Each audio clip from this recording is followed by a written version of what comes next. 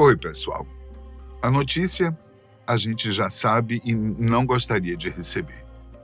Silvio Santos, o maior comunicador que o Brasil já teve, infelizmente, nos deixou. O apresentador, que tinha 93 anos, estava com a saúde muito fragilizada e acabou falecendo por conta de uma broncopneumonia em decorrência de uma infecção por influenza, o H1N1. Silvio não era apenas um empresário, dono de emissora e apresentador. Ele simplesmente revolucionou a televisão brasileira e forjou a maneira como nós lidamos com o entretenimento audiovisual. Em algumas oportunidades, ele chegou a dizer que nasceu para ser animador, para lidar diretamente com o público, mas teve que se tornar proprietário de um canal de TV porque sua vocação simplesmente não cabia nos espaços que eram dados a ele. Mas isso não é surpresa para ninguém, porque você, Silvio, é gigante. Agora, para matar um pouco mais da saudade que ele irá nos deixar, nós preparamos uma lista com algumas curiosidades sobre o apresentador que você não conhecia. Depois desse vídeo, não deixe de conferir a homenagem que fizemos com um documentário inteiro dedicado à vida e à carreira do maior comunicador do país. Fique agora com os principais fatos desconhecidos sobre Silvio Santos. Vamos começar com algo absolutamente incrível. Você sabia que os antepassados do Silvio estiveram ligados a várias revoluções na Europa e que até financiaram uma parte das grandes navegações que foram as responsáveis pelo descobrimento e colonização das Américas? É isso mesmo. Como você provavelmente deve saber, Silvio é descendente de judeus, mais especificamente dos sefarditas, o braço do povo judeu que migrou e se desenvolveu na Península Ibérica, isto é, em Portugal e Espanha. E o personagem mais importante dessa história é Isaac ben Judá Abravanel, ou Dom Isaac Abravanel, como ele ficou conhecido. Dom Isaac é o 15º avô de Silvio. Ele nasceu em 1437 em Lisboa e foi um dos maiores estadistas de sua época. Ele trabalhou diretamente com o rei Afonso V e ficou conhecido por ser muito inteligente e altruísta, sempre ajudando a quem precisava. Além disso, Dom Isaac era reconhecido por ser um homem íntegro e por nunca abandonar a sua fé e o seu povo. Por isso, ele decidiu migrar com os judeus quando eles foram expulsos de Portugal e da Espanha, mesmo que tivesse privilégios concedidos por seu alto cargo. Aliás, ele é um dos responsáveis pelo verdadeiro nome de Silvio Santos, que é Senhor Abravanel. Acontece que Dom é um título de nobreza que é passado de geração em geração. Mas quando os antepassados de Silvio foram para a Espanha, esse título se transformou em Senhor, algo parecido como Sir dos ingleses. Mas ao longo do tempo as pessoas foram deixando de usar o título. Mas o pai de Silvio resolveu fazer uma homenagem a essa história e lhe deu o nome de Senhor, que é uma espécie de adaptação para o português do título em espanhol. O próprio apresentador conta essa história em uma fala bastante emotiva. Meu nome completo é Senhor Abravanel, o título que os meus antepassados ganharam no ano de 1490 e quantos. Então ele colocou Senhor. Senhor quer dizer Dom Abravanel. Silvio Santos foi o primeiro de sua linhagem a nascer no Brasil. Seu pai, Alberto Abravanel, nasceu na cidade de Tessalônica, que hoje faz parte da Grécia. Sua mãe, Rebeca Caro, nasceu em Esmirna, atualmente Turquia. Ambos nasceram como súditos do Império Otomano e são de origem judaica. O apresentador passou toda a sua infância e juventude na cidade do Rio de Janeiro, principalmente na Lapa, um bairro bastante tradicional por lá. Ele era uma criança comum, gostava de fazer coleções, brincar na rua e, claro, aprontar de vez em quando. Uma história bastante interessante dessa época, que ele contou em sua biografia, A Fantástica História de Silvio Santos, foi de quando ele e seu irmão Léo decidiram construir um carrinho de rolimã em sociedade. O caçula ficou responsável pelas tábuas, pregos e eixos, enquanto Silvio ficou a cargo dos rolamentos que eram raros naquela época. Depois de construir o brinquedo, os meninos o colocaram em uma ladeira e desceram a toda velocidade. O problema foi que, quando estavam quase no fim da rua, uma ambulância surgiu e quase atropelou os dois. Olha o juiz, hein?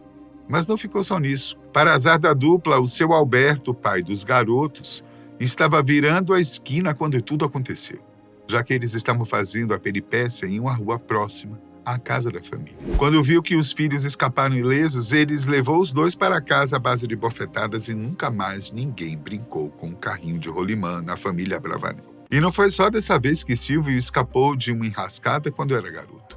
Ele e seu irmão caçula adoravam ir ao cinema para assistir a uma série chamada O Vale dos Desaparecidos.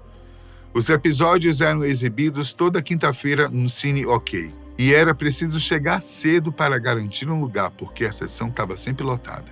Mas um dia, Silvio pegou um resfriado e sua mãe não deixou que ele saísse de casa.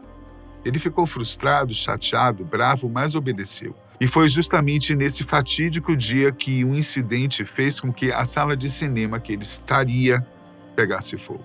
Dá para acreditar? Felizmente ninguém se machucou, mas mesmo assim ele agradeceu sua mãe como se ela tivesse salvado a vida dele. E quem sabe ela não salvou mesmo, né não? A carreira do empresário e apresentador começou enquanto Silvio Santos ainda era um adolescente no Rio de Janeiro. Provavelmente você já ouviu falar da história de superação em que Silvio começou como camelô e conseguiu se tornar dono de um banco. De fato, desde muito novo, o jovem Abravanel percebeu que tinha facilidade em se comunicar com as pessoas e usou disso para se dar bem no mundo dos negócios. Ele vendeu capinhas para título de eleitor, canetas, sapatos, perfumes, relógios, enfim.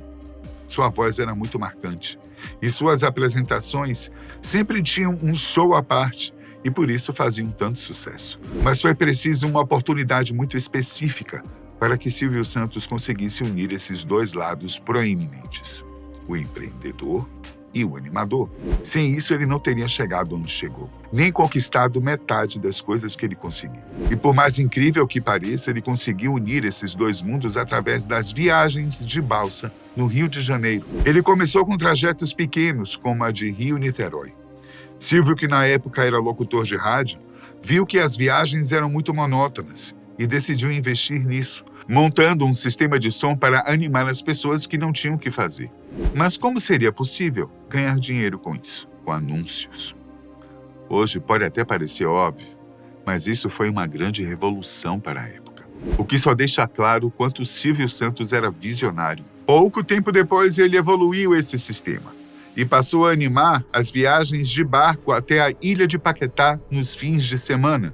Como o percurso era maior, ele tinha tempo para promover bailes, bingos, distribuir prêmios e vender bebidas. O negócio deu tão certo que ele se tornou o maior distribuidor de cerveja e refrigerante da cidade, o que deu a ele um passaporte para conhecer a cidade de São Paulo, lugar onde sua carreira realmente decolou. Nessa época, além de manter um emprego na Rádio Nacional, Silvio tinha um bar, apenas para aproveitar a estrutura que tinha construído para as balsas.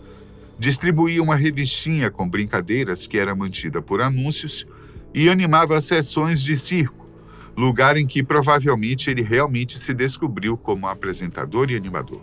As caravanas circenses faziam até 3 shows por dia, o que sempre gerava atrasos por conta do deslocamento. O papel de Silvio era distrair e animar o público que estava irritado com a espera, mas com o passar do tempo ele acabou se tornando uma das principais atrações. E percebeu que o seu grande talento, sua grande paixão, era lidar diretamente com as pessoas, entretendo, divertindo, fazendo companhia para aqueles que não eram vistos. Foi nessa época que ele conheceu Manuel de Nóbrega, pai do Carlos Alberto, que foi um grande parceiro nesse início de carreira. Manuel era dono do Baú da Felicidade, uma empresa que Silvio Santos salvou da falência e que se tornou um verdadeiro trampolim para o seu sucesso.